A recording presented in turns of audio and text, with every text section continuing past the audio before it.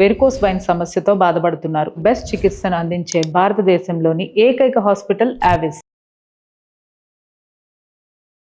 నమస్తే రమ్ గారు. నమస్తే జయ. ఏదైనా మంచి స్టోరీ చెప్తారండి? సీరియల్ లాగా చెప్దామా? ఆ. పూర్వం ఒక రాజ్యానికి ఓ రాజుగారు రాణిగారు ఉండేవారట. పాపం వాళ్ళకి పిల్లలు లేరు. ముద్దుగా ఒక ఆడ గుర్ర పిల్లని పెంచుకున్నారు. దానికి పిల్లలు పుట్ల. అక్కడి నుంచి ఒక కుక్కని పెంచారు. కుక్కకి పిల్లలు పుట్ల. ఆడ కుక్క అంటే ఓ సంవత్సరంన్నర తిరిగేసరికల్లా అది అటు ఇటు తిరిగి పిల్లల్ని కనేస్తుంది. అది తిరిగేది కానీ దానికి పిల్లలు పుట్టేవి కాదు.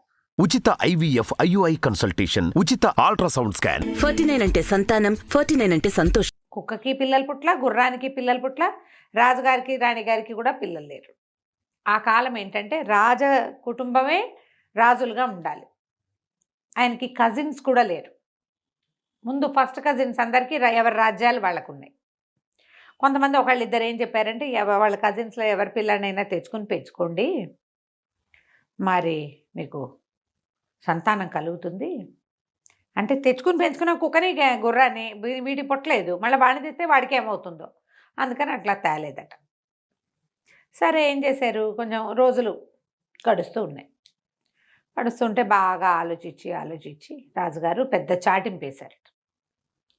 మాకు మా గుర్రానికి మా కుక్కకి పిల్లలు పుట్టించేలాగా ఎవరైనా ఏదైనా మాయమో మంత్రమో యజ్ఞమో హోమమో జపమో తపమో మహత్తర మూలికలు ఏమైనా ఇచ్చేటట్టయితే వాళ్ళు కోరింది ఇస్తాము.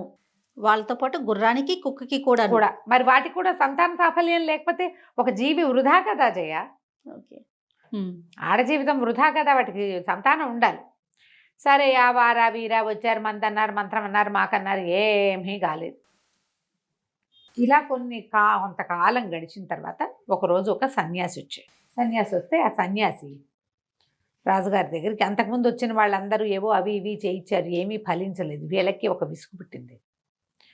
రాజుగారిని సంతోషపెట్టాడు తన మాటలతో. సంతోషపెట్టి ఏమన్నాడు, ఏది కోరితే అది ఇస్తామన్నారు కదా అంటే ఇస్తామన్నారు. సరే అని చెప్పి 9 మాత్రలు ఇచ్చాడు. 9 మాత్రలు ఇచ్చి మీ రాణిగారికి ఒక 3 మాత్రలు, కుక్కకు ఒక 3, గుర్రానికి ఒక 3 వేయించేసేది, రోజుకొకటి చొప్పున.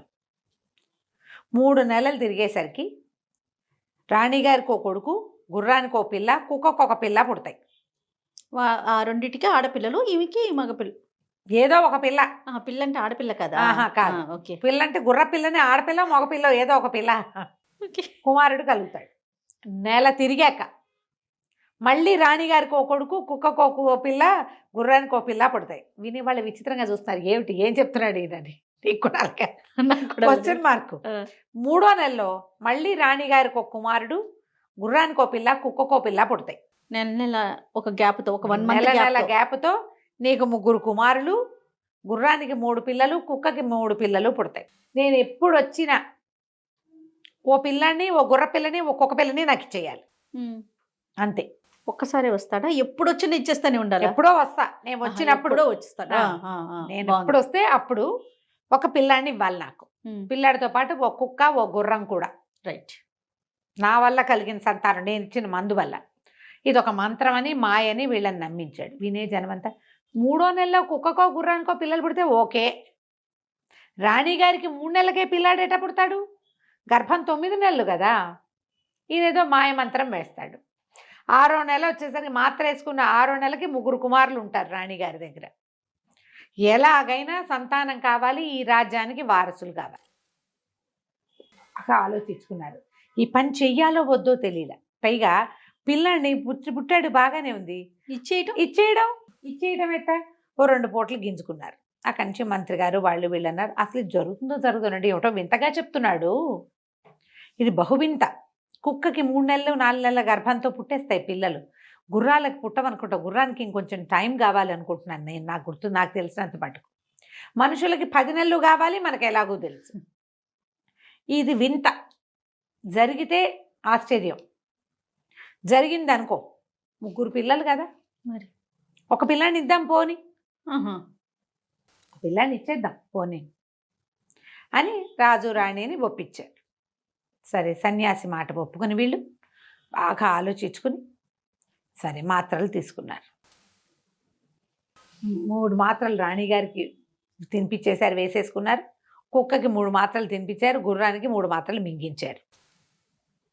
నెల తిరిగేసరికి రాణిగారికి ఇంతెత్తు గర్భం, కుక్క గుర్రం నిదానంగా నడిచేవి. నెల తిరిగేసరికి పిల్లాడు పుట్టాడు రాణిగారికి. నెల తిరిగేసరికి కాదులే, 3 నెలలు తిరిగేసరికి 3 నెలలు తిరిగేసరికి రాణిగారి చెప్పినట్టు జరిగింది.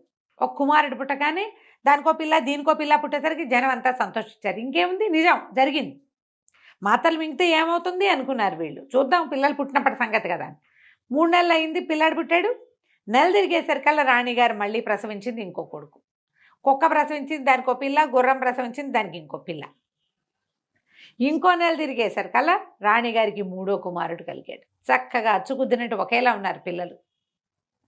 3 కుక్క పిల్లలు, 3 గుర్ర పిల్లలు, 3 రాజుగారి కొడుకులు, ముగ్గురు.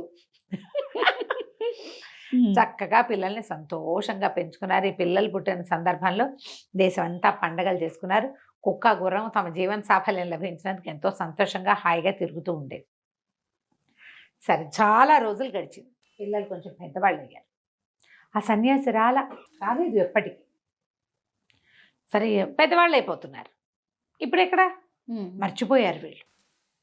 పిల్లలకి 20 సంవత్సరాల వయసు వచ్చాక, మామూలుగా మనకి కుక్క గుర్రము 20 ఏళ్ళు బతకం, అవును కదా, కానీ ఇవి బతికే ఉన్నాయి. ఇవి మంత్రం వల్ల పుట్టినాయి. 19 ఏళ్ళు, 18, 19, 20 పూర్తిగా 18, 19 సంవత్సరాలు వచ్చేసరికి వచ్చాడు. అడిగిపోయారు వీళ్ళు. ఏం చేయాలో తెలియలే. బాగా ఆలోచించి, సరే 3వ కుమారుడు కొంచెం చురుకైన వాడు. పెద్ద పిల్లలిద్దరూ భయపడ్డారు వెళ్ళటానికి. పైగా జ్యేష్ఠుడు రాజ్యానికి ఉత్తరాధికారిగా ఉండాల్సిందే. ఉండాలి. మరి 2వ వాడేమో భయపడుతున్నాడు. 3వ వాడు నేను వెళ్తానన్నాడు. నేను వెళ్తాను. ఒక సన్యాసి మనకి దేశానికి కావాల్సినంత మేలు చేసాడు కదా. రాజుగారికి అసలు పిల్లలే లేరు, రాజ్యానికి రాజు లేడు, అరాచకం అయిపోతుంది అనుకుంటే ఇలాంటిది మరి చక్కగా సంతానాన్ని కలిగించాడుగా. నేను వెళ్తానులే నాన్న అని ఒప్పుకున్నాడు. అతనితో పాటు గుర్రం, కుక్క బయలుదేరి.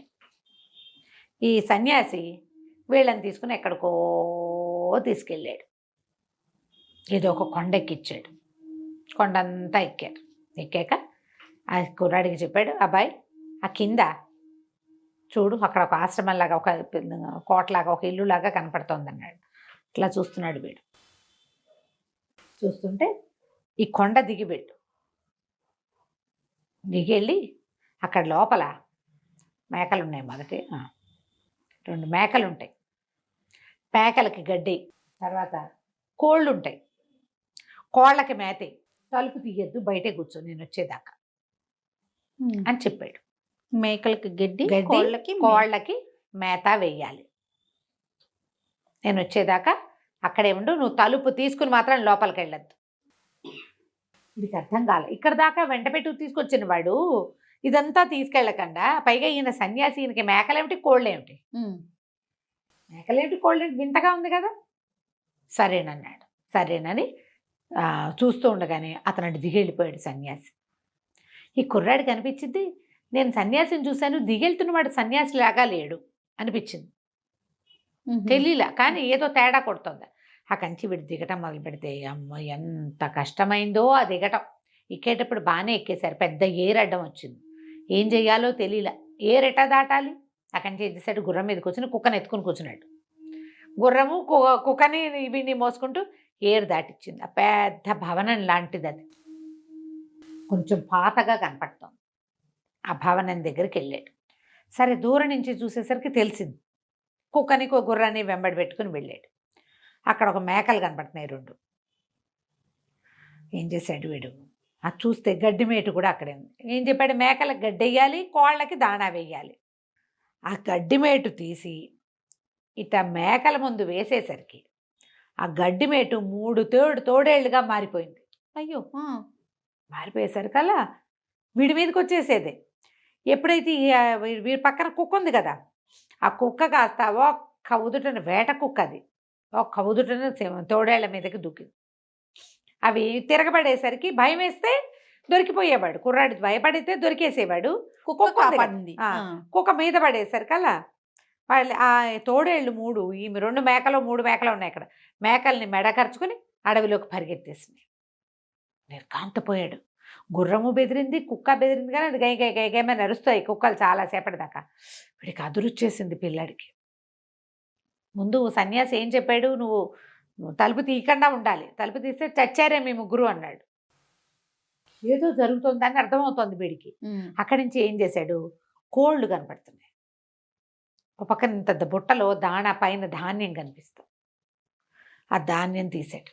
ధాన్యం తీసి కోడి ముందు ఇట్లా చల్లేసరికల్లా ఆ ధాన్యం మొత్తం ఒక పెద్ద గండు పిల్లిగా మారిపోయింది. అంది వీడిని చూసేసరికి. జనరల్గానే కుక్కలు పిల్లుని చూసేసరికి ఒక తిక్కరైపోతుంది వాటికి. ఈ కుక్క కాస్త లంఘించి దూకింది ఆ పిల్లి మీదకి. దూకేసరికల్లా పిల్లి ఏం చేసింది, ఇక దీన్ని వదిలిపెట్టేసి దాన్ని పట్టేసి దాని కోళ్ళు ఒకటో రెండో మెడకరుచుకుని పరిగెత్తి పారిపోయింది. సరే గుర్రం వచ్చి వీడి దగ్గర కూర్చుంది. వాకిట్లో కూర్చుంటారు. గుర్రం వచ్చి ఒక పక్కన నుంచింది, కుక్క వచ్చి పక్కన కూర్చుంది. ఒక 10 నిమిషాలు 20 నిమిషాలు ఆలోచించాడు. ఈ రెండు ఎంతో విడ్డూరంగా ఉన్నాయి. సరే మనం కాపాడబడ్డాం. తోడేళ్ళు మన మీదకి దూకలా, పిల్లి కూడా మెడ కొరికేసేలాగా నింటుంది పిల్లది. లోపలేముందో చూద్దామనిపించింది. సరే తలుపు బలంగా తోసాడు. తోస్తే తలుపు తెరుచుకుంది. కుక్క గుర్రం బయటే నుంచుంది. వాటికి అంత ఇళ్లలోకి తిరిగే అలవాటు ఉన్నవి కాదవి. బయట నిలబడితే వీటి లోపలికి వెళ్ళాడు. అంత ఖాళీగా ఉంది. ఏవో గదుల్లో రకరకాల సామాన్లు ఉన్నాయి. ఇంకా ఇంకా లోపలికి వెళ్తే ఒక పెద్ద గదిలో బ్రహ్మాండమైన మంచం ఒకటి ఉంది. దాని మీద ఒక 14-16 సంవత్సరాల పిల్ల ఒకటి పడుకుని నిద్రపోతాడు. చనిపోయాడు. కాళ్ళు శబ్దం చేశాడు. మనిషి వస్తే లేవరు. ఇట్లా అన్నాడు. కాళ్ళు శబ్దం చేశాడు. అవి ఇవి కదిపాడు. పిల్ల కదలటల్లా. ఏమిటి లేచి రాదు, అసలు బతికుందా అని దగ్గరికి వెళ్ళి చూశాడు. ఆ అమ్మాయి ఎప్పుడో నిద్రపోయినట్టుంది. ఎంతసేపు అయింది నిద్రపోయి, గాఢమైన నిద్రలో ఉంది. కదలికే లేదు. చిటికలేసినా లేదు, ముట్టుకున్నా లేదు. వీడు అట్లా దగ్గర నుంచి చూస్తుంటే అమ్మాయికి ఇక్కడ చెవి పక్కన జుట్టు మీద ఒక తెల్లటి ఇంత గులాబీ పువ్వు లాంటిది ఒక పువ్వు పెట్టు. ఇప్పుడే పెట్టినట్టు. పువ్వు నలిగిపోదు పడుకున్న వాళ్ళకి తల్లో. నలగలేదని ఆ పువ్వు ఇట్ట తీశాడు. తీయంగానే పిల్ల కళ్ళు విప్పి చూస్తుంది. ఎవరు నువ్వు అని. తెల్లబోయాడు. ఇదేంటి పువ్వు తీయగానే లేచావు అన్నాక, నువ్వెవరితో వచ్చావు, ఎప్పుడు వచ్చావు, ఏం చేసావు అని అడిగింది. నాతో పాటు నా కుక్క గుర్రం వచ్చాయి. ఓ సన్యాసి మా పుట్టక్క ఆయనే కారణంట. మా నాన్న వాళ్ళేమో నన్ను అతనితో పంపించారు. ఇదంతా దాటమన్నాడు. కిందకు వచ్చాను. ఏరు దాటడానికి భయపడినా వీడి పని అయిపోయేది. వాడు ఆ ఏరు ఎట్టా దాటాడు, గుర్రం సహాయంతో దాటేశాడు. కుక్క సహాయంతో ఆ రెండింటిని జయించేశాడు. ఇలా అయింది అనగానే ఆ అమ్మాయి చెప్పింది, కూర్చోబెట్టి ఒక కథ చెప్పింది. ఏమిటి, వాడు సన్యాసి కాదు, వాడు ఒక రాక్షసుడు. వాడు మనుషుల గుండెకాయలు తింటాడు. ఆ గుండె ఎట్లా తింటాడు, వాడు భయపడిన వాళ్ళ గుండె తినాలి, వాడి లెక్క అది. అందుకని ఏదో ఒక కష్టమైన పని చెప్తాడు. ఆ పని చేయడానికి భయపడితే వాళ్ళ గుండె అతనికి దొరికేస్తుంది. నిన్నేం చంపి తినలేడు వాడు. నువ్వు భయపడినప్పుడే నీ గుండె వాడికి దొరుకుతుంది. నిన్ను పట్టుకోగలుగుతాడు. అందుకని ఎంతమంది గుండెకాయలో తిన్నాడు వాడు. భయపడాలంతే. అందుకని మీరు చెయ్యలేనంత కష్టమైన పనిని చెప్తాడు. నువ్వు ఆ గంటు దిగలేవు, ఆ ఏరు దాటలేవు అనుకున్నాడు. నువ్వు భయపడ్డావా, దొరికేసేవాడివి. భయపడలేదు కాబట్టి అక్కడి నుంచి తప్పించుకున్నావు. తోడేళ్ళు వచ్చినాయి, నువ్వు భయపడలా, కుక్క ఉంది. పిల్లి వచ్చింది, నువ్వు భయపడలా, కుక్క ఉంది. నన్ను కూడా అలాగే తెచ్చాడు. కానీ ఎందుకో నా మీద ప్రీతి కలిగి నన్ను పెంచుకుంటున్నాడు. పగలల్లా నేను మామూలుగానే ఉంటాను. తను ఎక్కడికైనా వెళ్ళేటప్పుడు నన్ను నా తలలో ఈ పువ్వు పెట్టి వెళ్తాడు. ఆ పువ్వు పెట్టంగానే నేను నిద్రపోతాను అనేసరికల్లా మరి ఇప్పుడు ఏం చేయాలి అన్నాడు. ఏం చేయటం ఏముంది, తప్పించుకోవచ్చు. నీకు రేపు ఏం పని చెప్తాడో నాకు తెలుసు. నేను చెప్తాను అది నీకు. నువ్వు చెప్పిన ప్రకారం నువ్వు చేసావా, తప్పించుకుంటావు అంటే సరే ఏం చెయ్యాలి, ఏం చేస్తావంటే రేపు ఇప్పుడు నువ్వు ఇక్కడే ఉన్నావనుకో, నిన్ను చూసి ఏమంటాడు, ఒక నుయ్యి దగ్గరికి తీసుకెళ్తాడు. నేను ఆ నుయ్యి చుట్టూతా ప్రదక్షిణం చేయమంటాడు. నువ్వేం చేస్తావు, కత్తి దగ్గర పెట్టుకో. రాజకుమారుడు కదా, కత్తి ఉంది. నువ్వు ముందు నడువు, నేను నడవలేను, నాకు భయము, నాకు చేత కాదు, నువ్వు ముందు నడువు అని చెప్పు. ఆయన ముందు నడుస్తాడు అతను. నువ్వు వెనకాల నడిస్తే వెనకాల నుంచి మెడ మీద కొట్టి ఓహో చంపేసే. చంపేస్తే మనం బయటపడతాం ఇక్కడి నుంచి అని చెప్పింది. సరే పిల్లాడు కబుర్లు చెప్పుకున్నారు. మీరు ఎంతమంది, మీదే ఊరు, మీది ఎక్కడ, అదే ఇది అన్ని కుశలం కనుక్కున్నారు. ఇక నువ్వు వెళ్ళిపో, వచ్చేస్తాడు, ఆ పువ్వు నా చెవిలో పెట్టు అంది. పిల్ల పడుకుని ఆ పువ్వు చెవిలో పెట్టాడు. ఆ పిల్ల ఇంకా అత్తే మాగన్ను, ఇంకా తనకేం తెలియదు. ఏమీ తెలియదు, ఇక నిద్రపోతుంది. వీడు గబగబా బయటకు వచ్చేసాడు. వచ్చేసి తలుపు దగ్గరగా వేసి గుమ్మంలో కూర్చున్నాడు. ఒక్కో పక్కన గుర్రం పక్కన నుంచుని ఉండగా, సరే రాక్షసుడు వాడు సన్యాసి రూపంలోనే వచ్చాడు. ఆశ్చర్యపోయాడు. వీడు బతికే ఉండటం, మామూలుగా ఉండటం, ఏమీ భయపడలేదు. ఉమ్. సరే ఓ పని చేద్దాం, ప్రస్తుతానికి వాళ్ళకి ఇక్కడ ఉండు, రేపొద్దున్న నీకు ఓ పని చెప్తా అన్నాడు. రాత్రి అక్కడే పడుకున్నాడు కుర్రాడు బయటే. సన్యాసి లోపలికి వెళ్ళిపోయి ఆ పిల్లని మెలకు తెప్పించాడు. ఇద్దరు కలిసి ఏదో తిన్నారు, తాగారు, పడుకున్నారు. మరునాడు ఉదయం లేచి వచ్చి కుర్రాన్ని పిలిచి లోపల ఒక బ్రహ్మాండమైన నుయ్యి ఉంది. ఆ నూతికి ఒక ప్రదక్షిణం చేయాలి మనం. ప్రదక్షిణం చేసి నూతిలోకి దిగి నాకు కావాల్సిన వస్తువు తీసిపెడదు కానీ నువ్వు రాకుమారుడు కదా అన్నాడు. కుర్రాడు ఒప్పుకున్నాడు. నువ్వు దాకా వెళ్ళారు. అది ఎట్లా ఉందంటే ఈ బిల్డింగ్ లోపలికి వెళ్ళిపోతే లోపల ఎక్కడో కొంచెం చీకటిగా మాగన్నుగా మూతగా ఉన్న ప్రాంతం అది. పెద్ద నుయ్యి, చాలా పెద్దది. రాజకుమారుడు అన్నాడు, నేను ఎప్పుడూ ఇలాంటివి చేయలే, నాకు తెలియదు అసలు ఆ ప్రదక్షిణం ఏంటో అదేంటో, దీని చుట్టూతా దారి కూడా నాకు కనిపించట్లా, సరిగ్గా చీకటిగా ఉంది, నేను నడవలేను, నువ్వు నడిచి చూపించు, నీ వెనకాల నేను కూడా వస్తా, నా వల్ల కాదు అనేసరికల్లా ఇతను ఏం చేశాడు, రాక్షసుడు సరేనని నడవటం మొదలుపెట్టాడు. కుర్రాడు ఎంత స్పీడ్గా నడిచినా వాడిని పట్టుకోలేకపోయాడు. అతను చాలా వేగంగా నడుస్తున్నాడు. అదేదో ఇంత బావి కాదు, బాగా ఒక 10-15 మీటర్ల కైవారం ఉంది. దాని చుట్టూతా 3 ప్రదక్షిణాలు చేస్తే చాలన్నాడు. 3 ప్రదక్షిణాల్లోనూ ఎక్కడా ఆ కుర్రాడు భయపడిన సూచనలే లేవు. రాక్షసుడికి విసుగు పుట్టింది. ఇవాళకి నువ్వేం దిగక్కర్లేదు, బయటికి వెళ్ళి పడుకోమన్నాడు. బయటికి వెళ్ళిపో అని చెప్పి, బయట నీకు తిండి దొరుకుతుంది, నువ్వు తిండి తినించి ఉండొచ్చు అని చెప్పి ఆహారం ఏదో పంపించాడు. వీడికి ఒక గుర్రమేమో చుట్టూతా అక్కడ ఇక్కడ తిరిగి గడ్డి మేసి వచ్చింది. తన అన్నంలోంచి కుక్కకు భాగం పెట్టాడు. అది అటుపోయి ఉడతల్ని వాటిని వేటాడి వచ్చింది. ముగ్గురు వాకిట్ట కూర్చుంటారు. సరే రాత్రి రాక్షసుడు ఎక్కడికో వెళ్ళిపోయాడు. వీడేం చేశాడు, రాక్షసుడు బయటికి వెళ్ళిపోగానే బయటే ఉండమన్నాడు. వాడు లోపలికి వెళ్ళటం లేదని ఇతనికి నమ్మకం. కుర్రాడు చెక్కమని లోపలికి వెళ్ళిపోయాడు. ఆ చెవిలో పువ్వు పెట్టున్న అమ్మాయి దగ్గరికి వెళ్ళి ఆ చెవిలో పువ్వు తీసేయంగా నా పిల్ల లేచి కూర్చుంది. ఏమిటి రాక్షసుని చంపలేకపోయావనమ్మ, నేనేం చేయను, తనేమో చాలా ఎత్తు మనిషి, దానికి తోడేమో దొరకలేదు, నా చేతికందే దూరంలో లేడు, తన వెనకాల పరిగెడితే కనిపెట్టేస్తాడు, వెనక్కి తిరిగాడంటే నేను దొరికేస్తాను, మేడం నరకలేకపోయాను, ఇవాళ ఏం చెప్తాడు నాకు, రేపు ఏం చేయాల్సి వస్తుంది అని అంటే, అయితే ఒక పెద్ద సింహాసనాన్ని దగ్గరికి తీసుకెళ్తాడు, వేరే గదిలోకి తీసుకెళ్తాడు, వంగి దండం పెట్టమని చెప్తాడు. నేను ఎప్పుడూ ఇలాంటివి చేయలే, నువ్వు ఒకసారి పెట్టి చూపించమని చెప్పు, వాడు దండం పెట్టడానికి వంగినప్పుడు చంపేద్దు కానీ అని చెప్పింది. సరే కాసేపు కబుర్లు ఆడుకున్నారు ఇద్దరు. కొంచెం ఏదో అవి ఇవి తిని పిల్లాడు మళ్ళీ బయటికి వెళ్ళిపోయాడు. తెల్లారేసరికల్లా రాక్షసుడు మళ్ళీ వచ్చాడు. మళ్ళీ వచ్చి కుర్రాడు అన్నాడు, రా నీకు ఇంకో పని చెప్తాను అని చెప్పి లోపల తీసుకెళ్ళాడు. తీసుకెళ్తే ఒక పెద్ద మహల్లాగా హాలు, ఎదురుగుండా ఒక పెద్ద కుర్చీ, ఒక సింహాసనం లాంటిది. అక్కడ సాగిలు పడాలి. వీడు సాగిలు పడమంటే కుర్రాడు అన్నాడు, నేను రాజకుమారుణ్ణి కదా, నాకు ఎట్లా వస్తాయి అలాంటివి, నేను ఎప్పుడూ చెయ్యల, అసలు చూడలేదు కూడా, నాకు తెలీదు, వంగి దండం పెట్టడం అంటే ఏమిటో తెలీదు నాకు, అదేదో నువ్వు చేసి చూపించు, నువ్వు ఎట్లా చెప్తే అట్లా చేస్తా అనేసరికల్లా సరే వాడి ఉద్దేశం ఏంటి, వీడు ఇట్లా వంగమని కత్తి చూపించి భయపెడితే వాడు భయపడితే చాలు అనుకున్నాడు. సరే ఏం చేశాడు, మోకాళ్ళ మీద కూర్చున్నాడు. మోకాళ్ళ మీద కూర్చొని వంగి తల కిందకి పెట్టాడు. పెట్టంగానే కుర్రాడు గబుక్కున చటాలన కత్తి తీశాడు, ఆ మెడ కాస్త నరికేశాడు. నరికేసరికి తల విడిగా మొండెం విడిగా పడిపోయింది, 2 విడివిడిగా పడిపోయింది. పడిపోగానే కుర్రాడు పరిగెత్తుకుంటూ వెనక్కి వచ్చాడు. ఈ అమ్మాయి పడుకున్న గది, ఈ హాలు ఎంత దూరమో, ఎంతో దూరం. పరిగెత్తుకుంటూ వచ్చి రాక్షసుని చంపేశాను అన్నాడు. అనగానే అమ్మాయింది, గులాబీ పువ్వు తీస్తే మెలకు వచ్చేస్తుంది కదా, ఆ చెవిలో పువ్వు తీసేసి చంపేశాను, పద వెళ్ళిపోదా అన్నాడు. రాజకుమార్తె అప్పుడే అయిపోయిందా నాయన, అంత వాడి ప్రాణం వేరే చోట ఉందని మొత్తం చెప్పింది. వేరే చోట ఉంది, వెళ్ళాలి, ఎలాగా ఎట్లా వెళ్ళాలి, అదేదో చెప్పు, అది కూడా చేద్దాం, ధైర్యంగా ఉన్నావా అంది. చాలా ధైర్యంగా ఉన్నా, వీడిని చంపేసా, తర్వాత ఈ పని చేద్దామన్నాడు. సరే, ఏ హాల్లో అయితే రాక్షసుడిని నువ్వు సంహరించావు దానికి కుడి చేతి వైపు ఒక తలుపు కనపడుతుంది. ఆ తలుపు తీస్తే మెట్లు కనపడతాయి.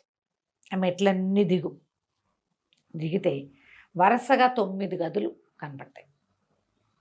9 గదుల తర్వాత ఇంకా గదులు రావు, గోడ వస్తుంది. గోడ తొలుగు అని కత్తిపిడితోటే గోడ మీద కొట్టాలి. గోడ తప్పుకుంటుంది. నువ్వు లోపలికి వెళ్తే అక్కడ పెద్ద మందిరం లాంటిది కనపడుతుంది. ఒక 10 సంవత్సరాల పిల్లాడు ఉంటాడు అక్కడ. వాడు ఒక గట్టు మీద కూర్చుని ఉంటాడు. వాడి చేతిలో ఇట్లా పట్టుకుని ఉంటాడు, ఒక పాత్ర ఉంటుంది వాడి చేతిలో. పిల్లాడిని చంపేసి ఆ పాత్ర పట్టరా, ఒక్క బొట్టు కూడా కింద పడకూడదు. రాక్షసుడు చంపిన వాళ్ళ ప్రాణాలన్నీ ఆ బొట్ల రూపంలో అందులో ఉన్నాయి. ఒక్కొక్క డ్రాపు, ఒక్కొక్క ప్రాణం. అది పట్టుకొస్తే అప్పుడు మనం వీడిని చంపినట్టు మనం వెళ్ళిపోవచ్చు. అందుకే నా భయపడొద్దని చెప్పింది. భయపడకూడదు. 9 గదులు, ఇది ఎన్ని మెట్లో దిగాలి. అక్కడి నుంచి ఏం చేశాడు, సరే ఈ అమ్మాయిని ఇక్కడ వదిలిపెట్టి ఆ హాల్లోకి వెళ్ళాడు. భయపడలా వాడు. ఇప్పుడు ఇంత చేసాం, ఇంకోటి చేసేయాలని చూస్తే రాక్షసుడు గంటలోనేట బతికేది, పూట కాదుట. ఆ గంటలో ఈ పని అయిపోవాలి. ఓహో, ఒక గంట పరిగెత్తుకుంటూ వెళ్ళాడు. పెద్ద హాల్ అది. కుడివైపు దూరంగా ఒక తలుపు. పరుగులు పెడుతూ తలుపు దగ్గరికి వెళ్ళాడు. తలుపు తీస్తే మెట్లు, చీకటి, అగాధంగా ఉన్నాయి మెట్లు. ఎట్లా దిగాడో, పరుగుల మీద ఏ 200-300 మెట్లు ఉన్నాయో ఆ మెట్లన్నీ దిగితే ఒక గది కనపడింది. ఆ గది దాటాడు. రెండోది కనపడింది. రెండోది దాటాడు. ఈ గదులు ఎట్లా కనిపిస్తాయి, విశాలంగా, తెరిపిగా, వెలుగ్గా లేదు. కొంచెం మాగన్ను చీకటి, ఒక మాదిరి చీకటి, కొంచెం కాస్త వెలుతురు కనపడుతోంది. గది దాటుతున్నామో అని అర్థమవుతోంది. 1, 2, 3, 4 లెక్క పెట్టుకుంటూ వెళ్ళాడు. ప్రతి గదికి మధ్యలో కూడా గోడలు ఉన్నాయి. అవి అడ్డం పట్టాల, గోడ అయితే కనపడుతోంది. 9 గోడలు, 9 గదులు దాటాక లెక్క పెట్టుకున్నాడు. ఏం చేశాడు, ఒక పెద్ద గోడ కనిపించిన తర్వాత ఇంకేం లేవు. కత్తి తీసి పిడి పెట్టి కొట్టాడు దాని మీద. గోడ తెరుచుకో, తప్పుకో, దారి ఇవ్వమన్నాడు. ఆ గోడ ఇట్లా పక్కకి జరిగిపోయింది. అందులోకి వెళ్తే ఒక పెద్ద హాలు, చాలా పెద్దది. చివర ఒక చిన్న డయాస్ లాగా ఒక గట్టు కట్టుంది. ఒక 10 ఏళ్ల పిల్లాడు ఇలా పెదిమలు సాగదీసి నవ్వు మొహం పెట్టుకుని చూస్తున్నాడు. ఇట్లా బౌల్ ఒకటి పుచ్చు కూర్చుని ఉన్నాడు. వీడికి అనిపించింది, చిన్నపిల్లాడిని చంపాలా, పిల్లాడిని చంపేసేస్తాం మనం. బాగా దిటవ్ చేసుకున్నాడు. దగ్గరికి వెళ్ళి కత్తి తీసి ఒక్కటే పోటు. పిల్లాడు చచ్చి పడిపోలా, ఇట్లా బిగుసిపోయాడు అంతే. వాడు కొయ్యబారిపోయాడు. ఎలా ఉన్నవాడు అలాగే ఉండిపోయాడు. వీడు అలాగా కత్తి దీంట్లో పెట్టుకుని వరలో పెట్టి ఆ ద్రావకాన్ని ఇట్లా పట్టుకున్నాడు. వీడిని చంపేస్తే ఇక వాడు రాడు. ఇప్పుడు మనం భయపడక్కర్లా. ఇందాకేం చేశాడు, పరుగులు పెట్టుకుంటూ వచ్చాడు. ఇప్పుడు ఇది అటు ఇటు కదిపి పరిగెత్తాడంటే గోవిందా మొత్తం. దీన్ని పుచ్చుకుని మెల్లిగా ఒక్కో గది ఈ హాలే ఎంత ఉంది, 1 కిలోమీటర్ 1/2 కిలోమీటర్ ఉంది, ఇంత పెద్దది. ఇదంతా నడిచాడు. ఇప్పుడు ఎలా అంటే మనం ఒక ద్రవ పదార్థాలు పట్టుకుని నడిచేటప్పుడు రోడ్డు కేసు చూస్తే ఇది పడిపోతుంది, దీని కేసు చూస్తే దారి గడవదు ఎప్పటికీ.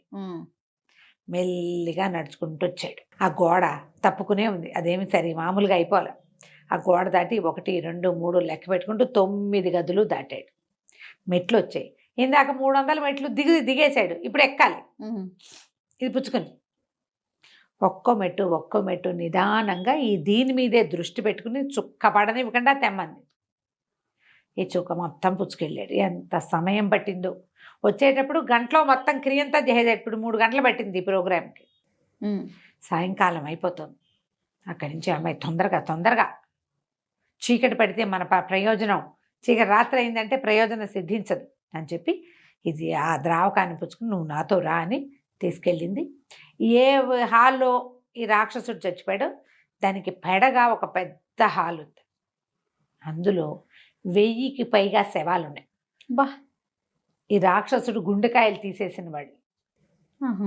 అందులో పిల్లలు ఉన్నారు, ఆడవాళ్ళు ఉన్నారు, ముసలి వాళ్ళు ఉన్నారు, పల్లెటూరు వాళ్ళు, పట్టణం వాళ్ళు, రాజకుమారులు, రాజులు, రాణులు, ఎంతమందో శవాలు అలా పడ్డాయి. ఎవరికి గుండెలు లేవు, పడున్నాయి.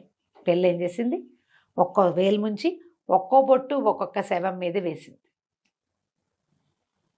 ఒక్కొక్కళ్ళు పీనుగల్లాగా పడి ఉన్న వాళ్ళంతా లేవడం మొదలుపెట్టారు. వాళ్ళ జీవాలు వాడు ఆ గుండెకాయ తినేసి ఒక్క డ్రాపు అందులో వేసి పెట్టేవాడు అనమాట ద్రావకంలో. 1000కి పైగా.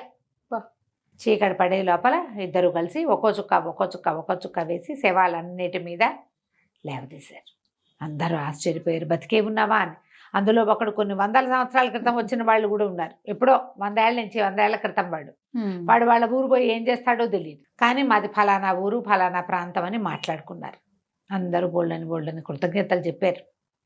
ఈ రాజకుమార్తెని 4 ఏళ్ల వయసులో తెచ్చాడు. దానికి ఇప్పుడు 16 ఏళ్ళు. వాళ్ళదే ఊరు అమ్మాయికి తెలుసు. అక్కడి నుంచి కొంతమంది సైనికులు కూడా ఉన్నారు ఆ ఊరి వాళ్ళు. వాళ్ళకి రాజకుమార్తె ఉందని కూడా తెలీదు. వీళ్ళ నాన్న రాజు అని తెలుసు. అంటే ఈ పిల్ల రాకముందే వాళ్ళు వచ్చారనమాట. అదే సరే. ఆ మొత్తం మీద ఎవరి ఊళ్ళకి వాళ్ళని బయలుదేరి తీశారు. మన రాజకుమారుడు 3వ వాడు ఈ యువరాణిని, ఒక రాజకుమార్తె కదా, గుర్రం ఎక్కించుకుని, గుర్రం ఉంది కదా వీళ్ళ దగ్గర, సరే కుక్క సహాయంతో ఆ నదులు బాగులు దాటుకుంటూ వాళ్ళ ఊరికి వాళ్ళ ఇంటికి తీసుకుపోయాడు. రాజు రాణి ఆశ్చర్యపోయారు, ప్రజలంతా ఆశ్చర్యపోయారు. మళ్ళీ వెనక్కి వచ్చారు వీళ్ళు. వెనక్కి వచ్చేసరికి సరే వాళ్ళు మొత్తం కనుక్కున్నారు. ఈ సన్యాసి తనకు ఒక గుండె కావాలి. ఆ గుండె కావడం కోసం ఎంతమందికో పిల్లలు పుట్టించాడు. ఓహో, రాక్షసమాయతోటి. కానీ వీళ్ళకి సంతానం అయితే సాఫల్యం కుదిరింది కదా. అదైతే నిజమే. అక్కడి నుంచి ఊరంతా పెద్ద పండగ చేసుకున్నారు. ఈ రాజుగారికి ఏ రాజుగారి కుమార్తె ఈమెను భావిస్తున్నారు, అది బాగా దూరం. వాళ్ళకి ఉత్తరాలు పంపించారు, మీ అమ్మాయి బతికే ఉంది, మా అబ్బాయి తెచ్చాడు, మీరు వచ్చి చూడండి అని. వాళ్ళంతా మంది మార్బలంతో సహా వచ్చారు ఇక్కడికి. వచ్చి చాలా సంతోషించి, ఈ రాక్షసుడు సన్యాసే, అతని వల్లే రాజుగారికి కూడా సంతానం కలిగింది, అమ్మాయి కూడా ఆయన వల్ల పుట్టిందే, అతను ఇచ్చిన మందు వల్ల. అక్కడి నుంచి చాలా సంతోషించారు. తర్వాత ఏమన్నారు, ఇంత అద్భుతమైన క్రియ చేశాడు మీ వాడు, మా పిల్లని మీ అబ్బాయికి ఇచ్చి పెళ్లి చేస్తాం. మీ రాజ్యానికి మీకు పెద్ద పిల్లలు ఉన్నారు కదా, మా రాజ్యానికి ఇంకా మాకు పిల్లలు లేరు, ఈ అబ్బాయిని తీసుకుపోయి మా రాజుని చేసుకుంటాము అని చెప్పి రాజు రాణిని ఒప్పించి అంగరంగ వైభవంగా పెళ్లి చేశారు ఆ పిల్లలిద్దరికి. అప్పుడు తప్పించుకున్న ఆ 1000 మంది, ప్రాణాలు వచ్చిన 1000 మంది ఎంతో బాగా వీళ్ళని బతుకున్నంత కాలం సేవించారు. కథ కంచికి మనం ఇంటికి. భలే ఉంది రమ్మగారు. ఇప్పుడు లేటెస్ట్ మూవీస్ కొన్ని ట్విస్ట్లు ఉన్న సినిమాలు ఉంటాయి కదా, అట్లా అనిపించింది రమ్మగారు నాకు. నమస్తేనండి. నమస్తే.